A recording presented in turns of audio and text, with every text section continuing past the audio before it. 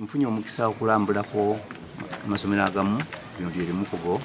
Nsanze nga laboratories, life skills lab byonna babirina balina ebintu ebyeetaagisa era ngenze ndi musanyufu.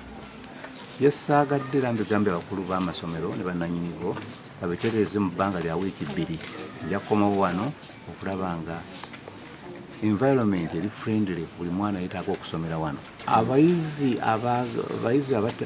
bw'obeera nga oli principal wasomesa omwana n'abeera nga n'aregisteringa ne ssente ze n'azikuwa, omwana oyo n'atakola kigezo, manya nti omenya etteeka, tujja kukkiriza kuyinaayina era tujja kukolako ng'amateeka bwe galagira.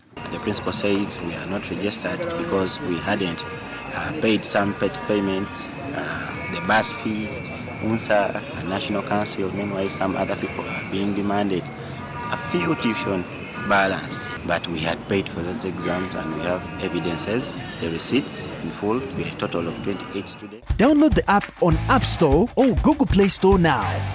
Vision Digital Experience, the future of media.